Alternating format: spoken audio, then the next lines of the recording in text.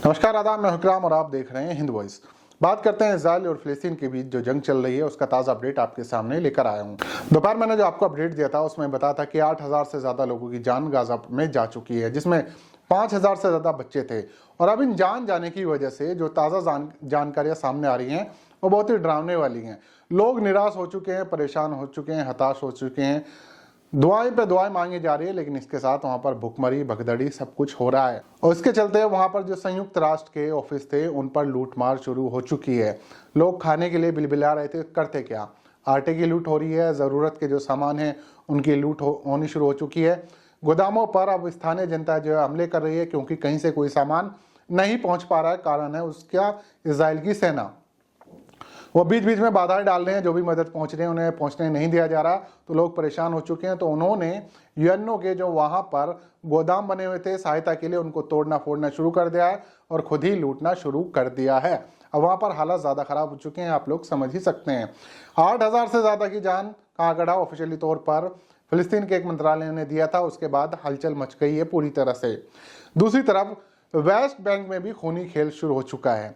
3 नौजवानों की तस्वीर देखें, इनको इजराइल की सेना ने मार दिया है। वेस्ट बैंक जो कि ज्यादातर मिक्स आबादी वाला क्षेत्र है, वहां पर यहूदी और मुसलमान दोनों रहते हैं। गाजा में जो कुछ और था शहर में, अब वेस्ट बैंक में भी खूनी खेल शुरू हो चुका है। 3 तो ये आंकड़ा है, इससे पहले भी एक शख्स की जान गई थी और हो सकता है ये आंकड़ा बढ़ता जाए, क्योंकि वहां पर इजराइल उन लोगों पर आरोप लगा रहा है। उनका ये कहना है कि हमास को उन्होंने शरण दी है, ये इसके साथ शामिल थे। मतलब इल्जाम लगाएंगे, गोली मारेंगे और लोगों की जान लेंगे। लोगों की मतलब मुसलमानों की जान लेंगे। तो ये खेल अब वेस्ट बैंक तक पहुंच चुका है। तीसरा अपडेट ये है कि यूएनओ के जो महासचिव हैं गुटरेस साहब, वो बड़े दुखी हैं। वो इसराइल से आह्वान करने के बाद, गुजारिश करने के बाद कि भैया युद्ध रोक दो, युद्ध रोक दो, वो नहीं मान रहा है। उन्होंने उसको एक तरह से ठेंगा दिखा दिया था, तुम्हारे कर्मचारी को वीजा तक नहीं देंगे अगर आप हमें युद्ध रोकने के लिए बोलेंगे। उसके बाद भी वो परेशान है कि मैं दुखी हूँ, गाजा के साथ क्या हो रहा है। भाई एक्शन ले लो। किस लिए फौज बनाई गई है? कितने इतने सारे देशों को मिलकर ये संगठन बना था। जब अमेरिका के दबाव में काम करना ही है तो फिर यूएनओ को फायदा क्या? बंद करो ये खेल।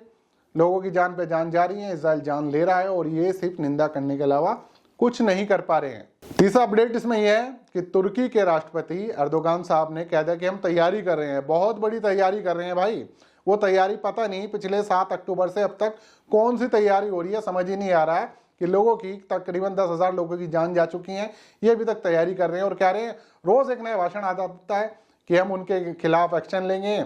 उल्टा इजराइल ने ये किया कि अपने राजनयिक वहां पे जो एम्बेसडर रहते हैं उनको वापस बुला लिया है कि चलो वापस आ जाओ। अर्दोगान साहब के अगर सुर बदल रहे हैं तो उनको भी सबक सिखाएंगे।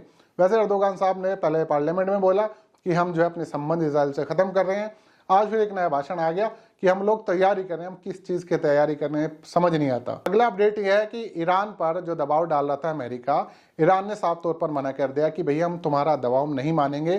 तुम जो चाहे हम पर कितना ही दबाव डाल लो, जो चाहे हमसे मंगवाना चाहते हो, हम नहीं मांगने वाले।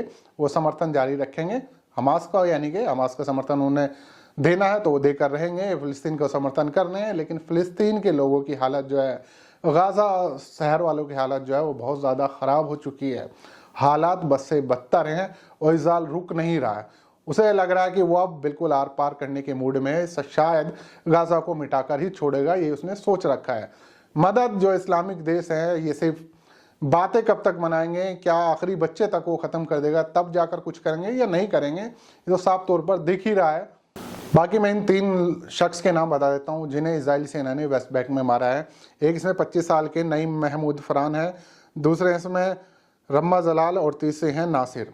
इन तीनों को वेस्ट बैंक में गोली मारी गई है और उसके बाद इनकी हत्या कर दी गई है। आरोप लगाया जा रहा है इन पर कि इन्होंने हमास को समर्थन दिया था, साजिश में शामिल थे हमले के, और तमाम तरह की चीज़ें इन पर लगाकर गोली मारी गई। तीनों की हत्या कर दी गई है। तो ये तमाम अपडेट फिलहाल तक था। सुबह तक जो भी अपडेट आएगा आप लोगों तक पहुंचाऊंगा। तब तक आप हिंदूज़ देखते रहें, चैनल को सब्सक्राइब करें। मिलते हैं अगली खबर में।